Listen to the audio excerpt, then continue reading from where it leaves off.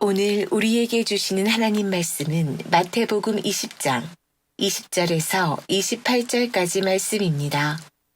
신약성경 33쪽입니다. 그때 세베대의 아들의 어머니가 그 아들들을 데리고 예수께 와서 절하며 무엇을 구하니? 예수께서 이르시되 무엇을 원하느냐? 이르되 나의 이 두 아들을 주의 나라에서 하나는 주의 우편에 하나는 주의 좌편에 앉게 명하소서. 예수께서 대답하여 이르시되 너희는 너희가 구하는 것을 알지 못하는도다. 내가 마시려는 잔을 너희가 마실 수 있느냐? 그들이 말하되 할 수 있나이다. 이르시되 너희가 과연 내 잔을 마시려니와 내 좌우편에 앉는 것은 내가 주는 것이 아니라 내 아버지께서 누구를 위하여 예비하셨든지 그들이 얻을 것이니라. 열제자가 듣고 그 두 형제에 대하여 분이 여기거늘 예수께서 제자들을 불러다가 이르시되 이방인의 직검자들이 그들을 임의로 주관하고 그 고관들이 그들에게 권세를 부리는 줄을 너희가 알거니와 너희 중에는 그렇지 않아야 하나니 너희 중에 누구든지 크고자 하는 자는 너희를 섬기는 자가 되고 너희 중에 누구든지 으뜸이 되고자 하는 자는 너희의 종이 되어야 하리라. 인자가 온 것은 섬김을 받으려 함이 아니라 도리어 섬기려 하고 자기 목숨을 많은 사람의 대속물로 주려 함이니라. 아멘. 아멘. 네. 14년 동안 한 3천여 명을 상담을 했던 유명 강사가 있는데요. 이 강사가 강의를 하는 내용 가운데 인생이 잘 안 풀리는 사람, 인생이 실패하는 사람들의 특징을 세 가지로 이렇게 요약해서 이야기해 주는 것을 들었습니다. 우리 성도님들과 그 세 가지의 특징이 뭔지를 한번 살펴보기 원하는데요. 먼저 한번 따라해 보겠습니다. 후비고. 코 후빈다는 이야기는 아니고요. 약자인데 앞에 후는 후회하고, 비는 비교하고, 고는 고민한다라는 이야기죠. 세 가지 인생이 풀리지 않는 사람들, 실패하는 사람 특징이 후회한다는 거예요. 이전의 일들을 바라보면 뭐 할 걸 했어야 됐는데, 과거에 얽매여서 현재를 살지 못하는 사람들이 실패하는 인생이 되어진다는 것이죠. 두 번째는 비교한다는 것, 남과 나를 비교하는 것이죠. 비교하는 것이 어떤 문제가 있습니까? 삶의 주체가 나 자신이 아니라 늘 다른 사람이 되어진다는 거예요. 주체가 내가 되어야 됨에도 불구하고 다른 사람 때문에 내 삶이 요동하는 삶을 살아간다는 것이죠. 세 번째가 고민한다는 거예요. 고민하는 게 뭐가 잘못이냐 생각하겠지만 고민을 어떻게 길게 한다는 거예요. 너무 길게 하는 거예요. 그래서 그분이 이야기하기를 고민은 깊게 하는 것이지 길게 하는 것이 아니다 이렇게 이야기하더라고요. 하나님의 말씀을 들을 때에 여러분 고민을 하십니까? 고민을 길게 하지 마시고 깊게 하시고 고민을 멈추시고 순종하고 행동하는 여러분 될 수 있게 간절히 소원합니다. 네. 혹시 이 시간 내가 설교를 계속 들어야 되나 고민스러우신 분 계시다면 길게 고민하지 마시고 깊게 하시고 빨리 나가시면 됩니다. 나가시는 분 없죠? 감사합니다. 우리의 삶들 속에 말씀을 듣고 고민하는 것이 필요합니다. 그러나 고민이 너무 길어지는 것보다 깊이 하고 그 말씀으로 순종의 걸음들을 내딛는 귀한 축복된 우리 꿈꾸는 교회 성도님들 될 수 있기를 간절히 소원합니다. 오늘 성경에 보니까 한 어머니가 등장합니다. 이 어머니는 누구냐면 세베대의 두 아들이었던 야고보와 요한의 어머니였습니다. 이 어머니가 예수님께 와서 한 가지 청을 드리죠. 뭐라고 이야기합니까? 21절 말씀에 보면 이 두 아들을 주의 나라 임하실 때에 하나는 오른쪽에 하나는 좌편에 앉게 해달라고 부탁을 하는 것입니다. 한 자리 하게 해달라는 거예요.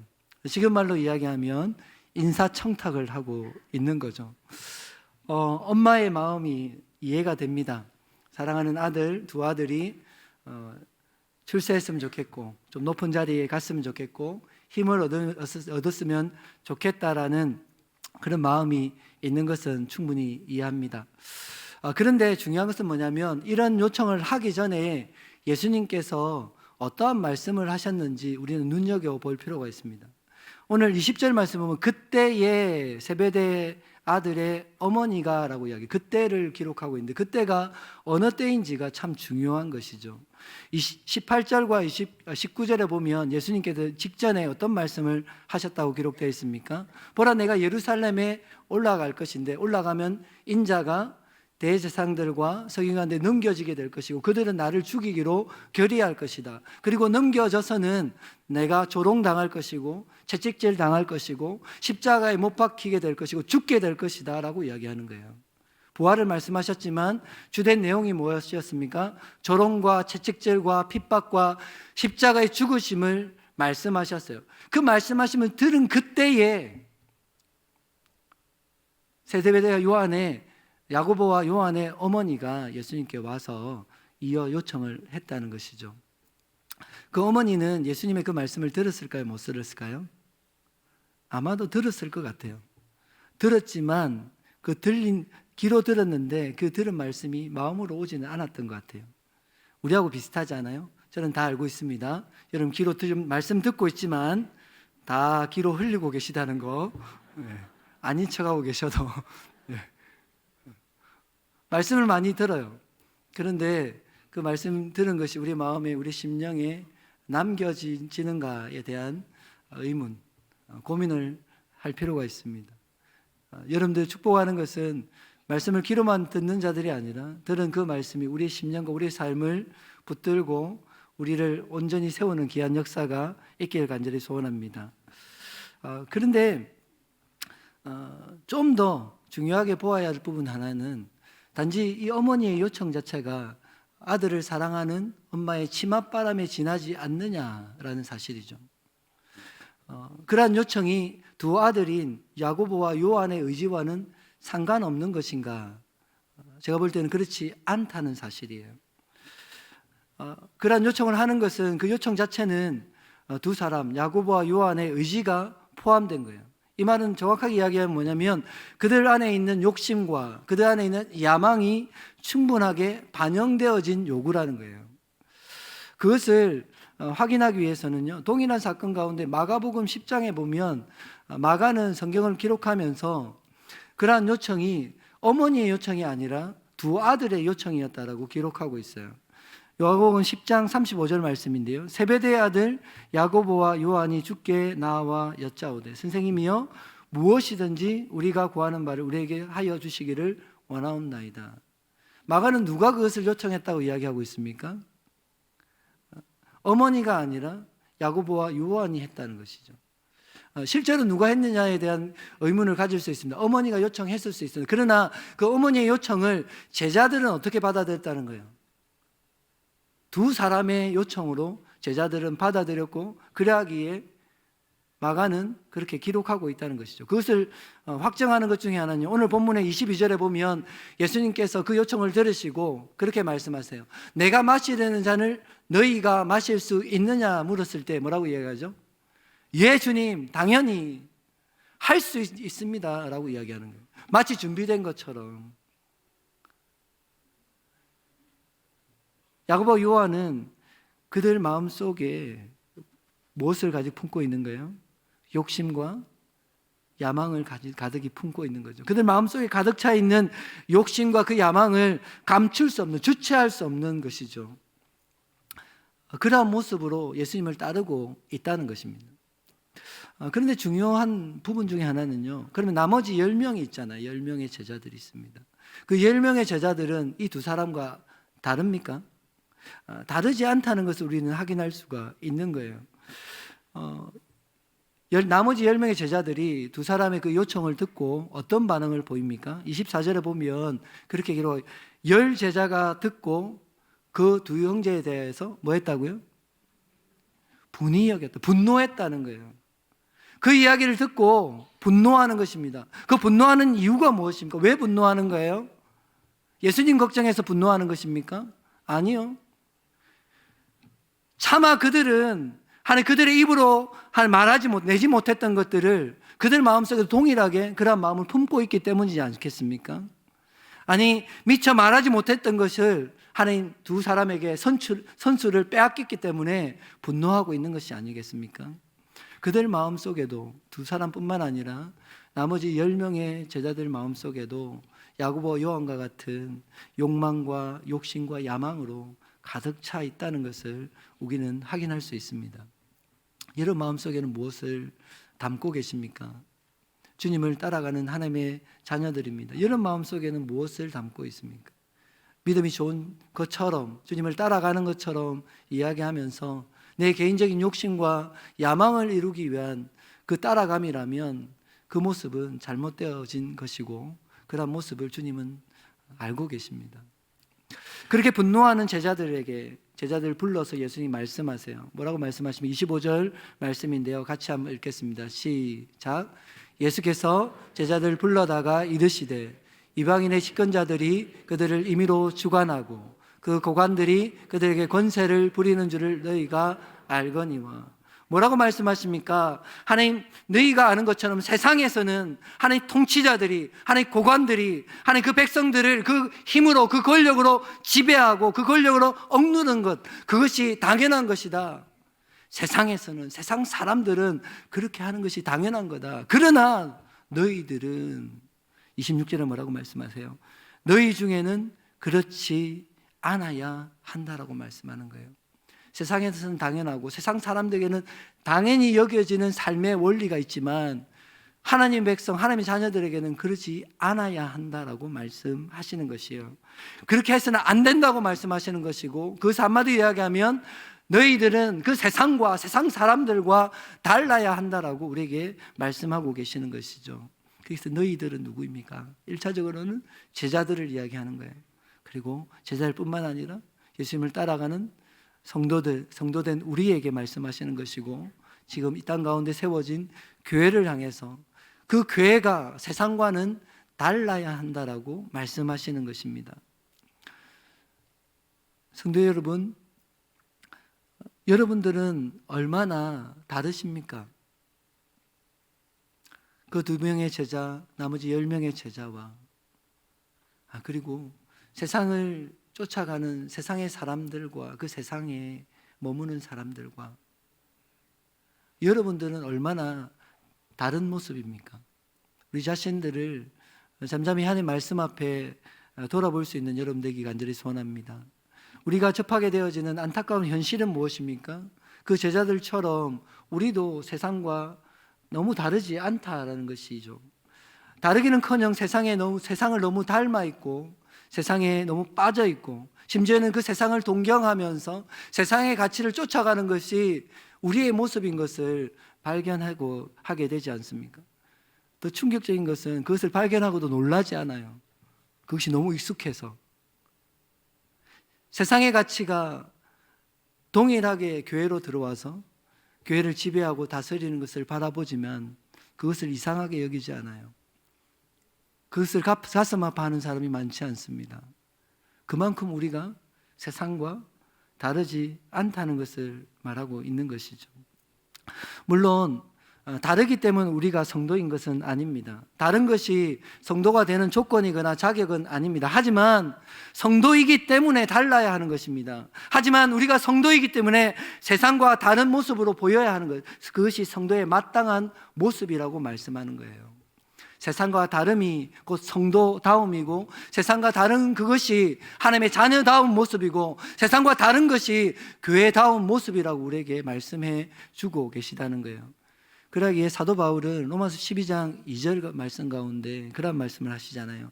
너희는 이 세대를 본받지 말고 오직 마음을 새롭게 함으로 변화를 받으라. 우리가 하나님 앞에서 하나님 마음을 새롭게 하고 변화되기 위해서 먼저 준비되어야 될 것이 있다고 이야기합니다. 그것은 뭐냐면 우리가 세상을 본받지 않는 결단이 필요한 거예요. 세상을 따라가고자 하고 세상을 쫓아가는 그 마음이 있고서는 우리는 변화될 수 없다는 거예요. 새롭게 될 수 없다는 것입니다.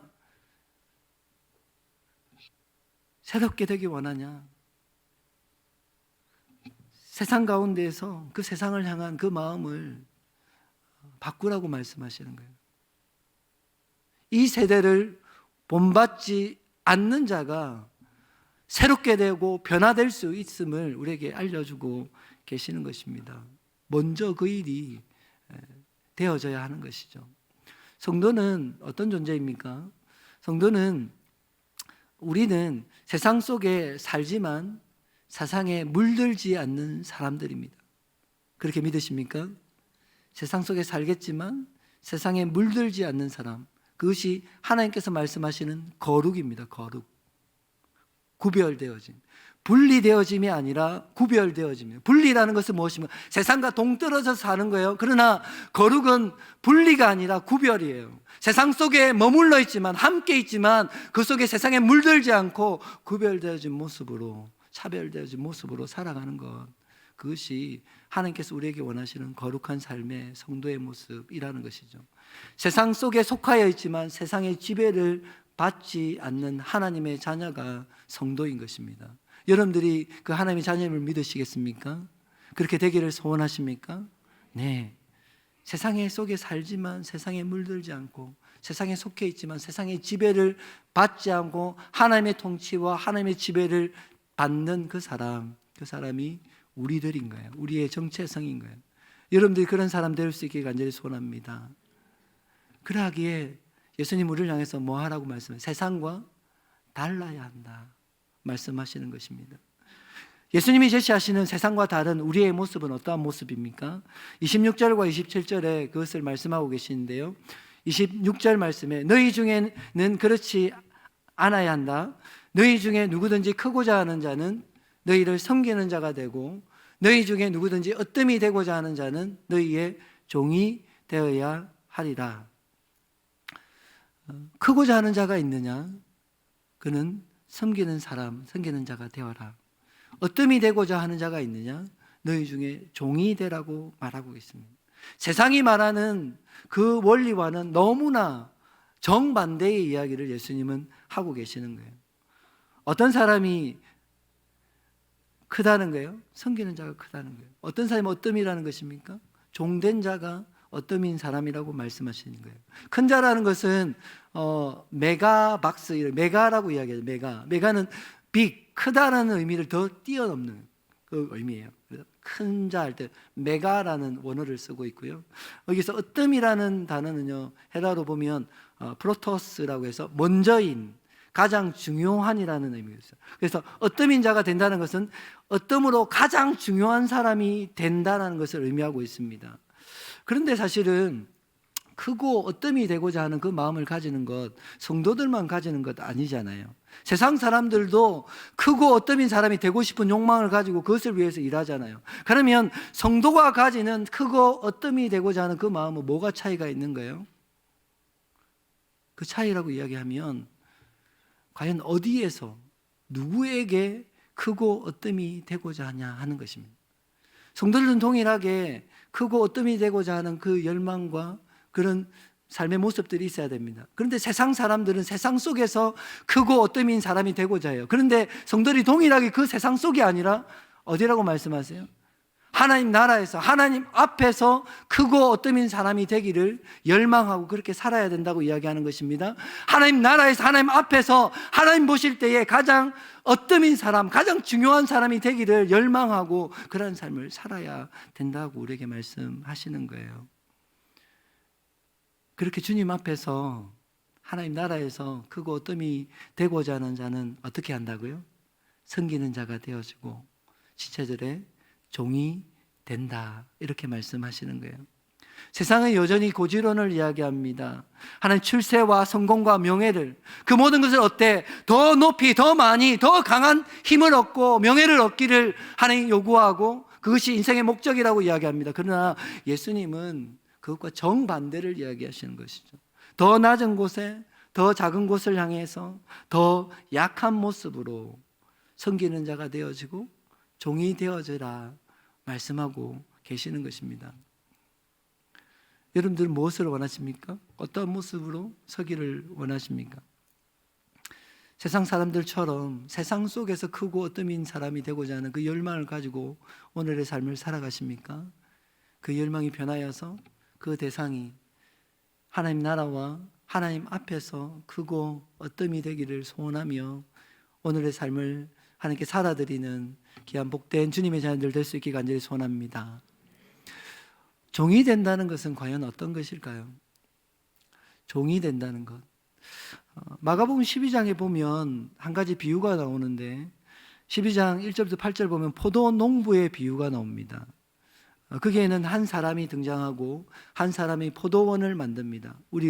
울타리를 치고 포도주 접을 따는 기계를 설치하고, 그리고 한 사람에게 그 농장을 맡기고 세 주고 나서 먼 타국으로 떠나게 됩니다. 그리고 시간이 지나서 그 세를 맡긴 사람에게 소출을 얻기 위해서 누굴 보냅니까? 종을 보내요. 종을 보냈는데 첫 번째 종이 갔는데 그 종을 어떻게 하죠? 심히 때립니다. 주인은 포기하지 않고 두 번째 종을 다시 보냅니다.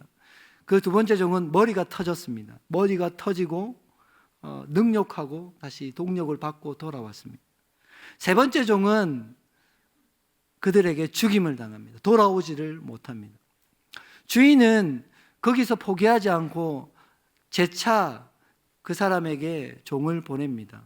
그리고 마지막에는 그 주인은 자기의 사랑하는 아들을 그들에게 보내고, 그 아들을 보내면 그들이 그 아들마저는 존대할 것이다 생각하고 그 아들을 보내죠. 그런데 아시는 것처럼 그 아들마저 그들은 죽이고 버리게 되어지는 거예요.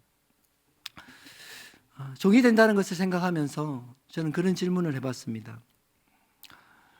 첫 번째 종 갔을 때 죽도록 맞았습니다.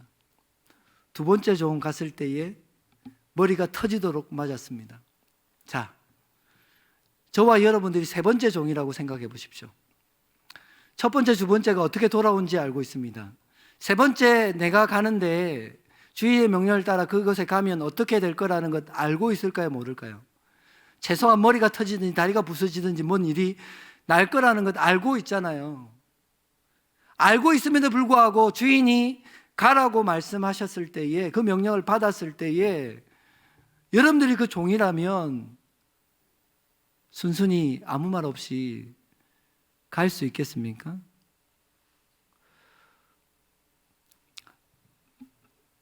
성도님들이 목회자를 두고 하나님의 종이다 이런 말을 많이 쓰십니다. 저는 그 말을 듣기가 두렵습니다. 왜냐하면 제가 만약에 이 세 번째 종이라면 순순히 순종할 자신이 없기 때문에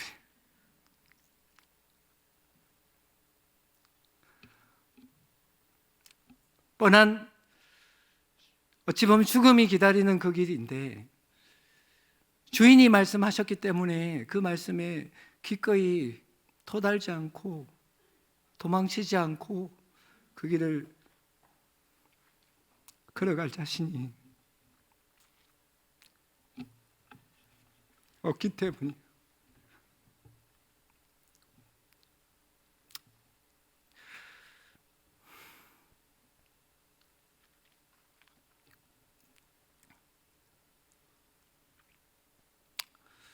그런데 그 길을 갈 수 있는 이유가 뭔지 아십니까?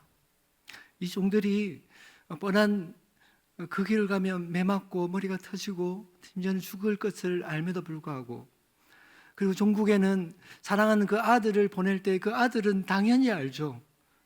아들이라고 존대할 자들이 아니라 그 길을 가면 맞게 될 것, 능욕당하게 될 것, 심지어 죽임 당할 것도 아시지만 그 사랑하는 그 아들이 아버지의 그 명령을 따라서 그들에게 가는 이유가 있어요. 명령이기 때문에 가는 것일 수도 있겠지만 그 아버지의 마음, 그리고 주인의 마음을 아는 사람은 갈 수 있는 거예요. 단순하게 주인의 명령이기 때문에, 나는 종이기 때문에 가는 것이 아니라 나를 보내시는, 그들에게 포기하지 아니하시고 끊임없이 그들에게 보내시는, 군대를 보낼 수 있지만 나를 보내시는 하나님의 그 마음, 그들을 향한 하나님의 포기할 수 없는 그 마음을 아는 사람은, 하나님의 그 마음, 사랑을 아는 사람은 갈 수 있는 거예요. 예수님이 그러하셨지 않습니까? 오늘 본문에 보면 인자가 온 것은 섬김을 받으려 함이 아니라 도리어 섬기려 하고 자기 목숨을 많은 사람의 대속물로 주려 함이라고 말씀하십니다.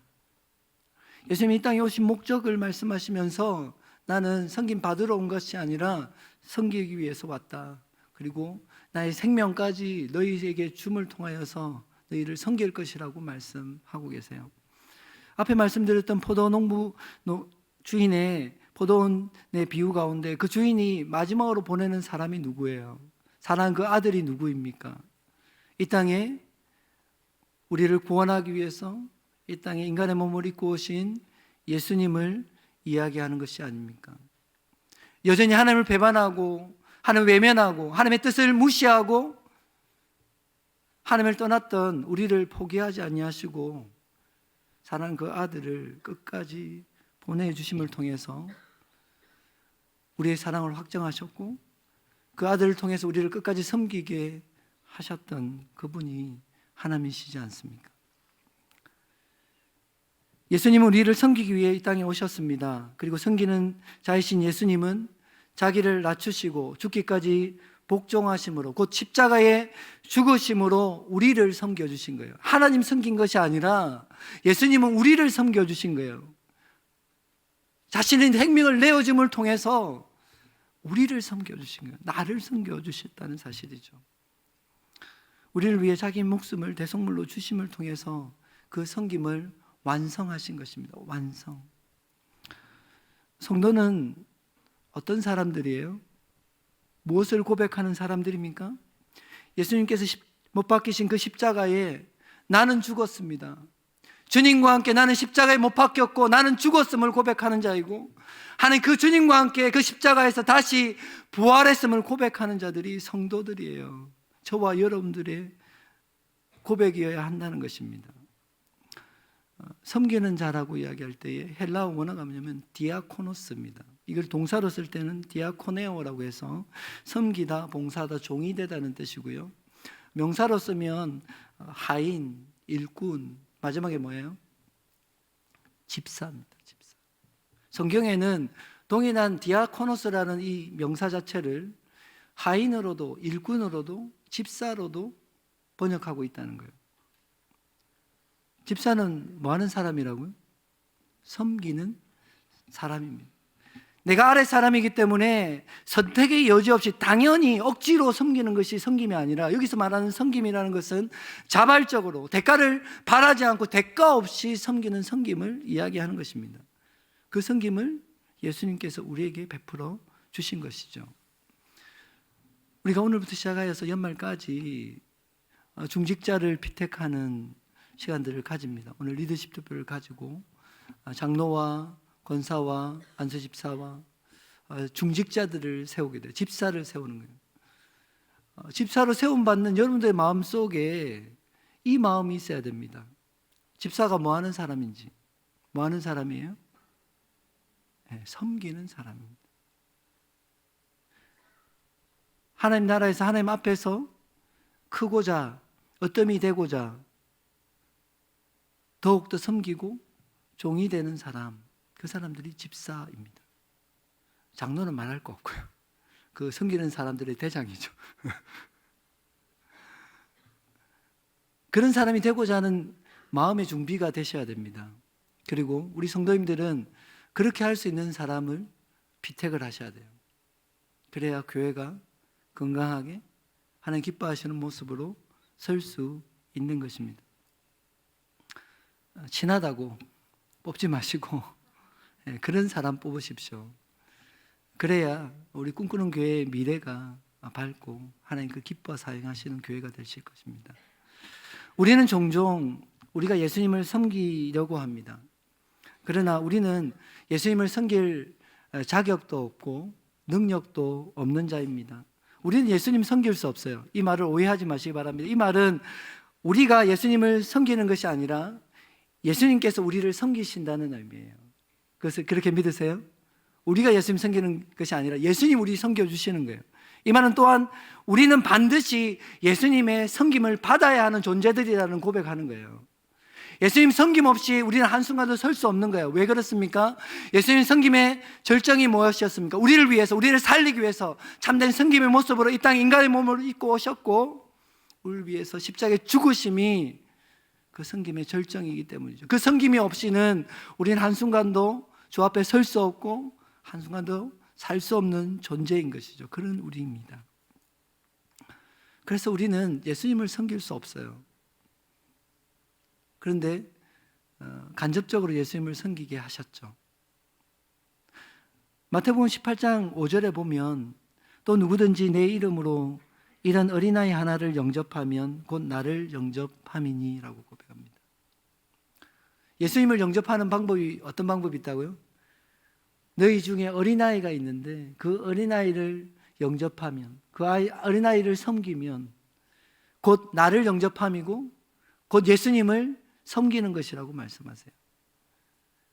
우리는 예수님을 직접적으로 섬길 수 없겠지만 이 시대 가운데 하나님 사랑하는 자녀들을 향해서 예수님을 섬길 수 있는 길들을 열어주셨어요. 어떻게 해요? 예수님을 섬김을 받은 자들이 그 받은 섬김으로 주의 몸된 교회를 섬기고 교회 가운데 연약하고 나약한 자들, 어린아이와 같은 그들을 섬길 때에 그 섬김이 예수님 받으시고 하나님께서 받으시는 섬김이 된다고 말씀하시는 거죠. 집사의 직분이 그 일을 하는 사람들입니다. 교회 직분자들이 그 일을 하는 사람들이에요. 그 일을 하도록 세워지는 사람들이고 결국은 여러분들의 손을 통해서 그 직분자들이 세워지게 됩니다. 그러나 그 여러분들을 통해서 세워지는 그 직분자는 여러분들이 세우는 것이 아니라 누가 세우시는 거예요? 하나님이 세우시는 거예요. 여러분의 손을 통해서 하나님께서 하나님의 사람들을 세우시고 교회를 섬기도록 하시는 것입니다. 여러분에 주어진 의무와 책임을 다하시는 여러분 되기를 간절히 소원합니다.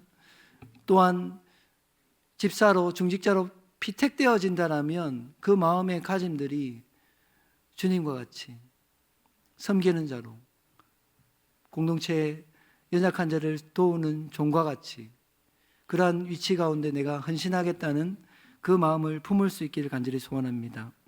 말씀을 마무리하겠습니다. 교회는 서로 크게 되기를, 어떠미 되기를 다투는 공동체입니다. 오해하실 수 있지만 여기서 다툰다는 의미는 서로 대장질하겠다고 다투는 그런 공동체 말고요. 무엇을 다투는 것입니까? 어떠미 되기 위해서 다툰다는 것은 서로의 종이 되기 위해서 다투는 공동체인 것입니다. 더 낮아지고 더 섬기고 하나님 더 주님을 닮아가기를 서로 다투며 그렇게 서로의 삶들을 돌아보는 공동체가 주님 기뻐하시는 공동체. 하나님 앞에서 하나님 나라에서 크고 어뜸되는 사람들이 넘쳐나는 공동체인 것입니다. 축복할 때에 여러분들이 그런 사람 될 수 있기 간절히 소원합니다. 우리가 섬김의 삶을 산다는 것은 곧 예수님을 닮아가는 것이고 곧 예수님 가신 그 길을 함께 걸어간다는 것입니다. 여러분 귀한 섬김을 통해서 하나님 영광 받으시고 저희 몸된 교회가 더 아름답게 또한 연약하고 나약한 지체들이 도움을 받고 또 회복되어지는 귀한 은혜를 누리는 귀한 축복이 있기를 간절히 소원합니다.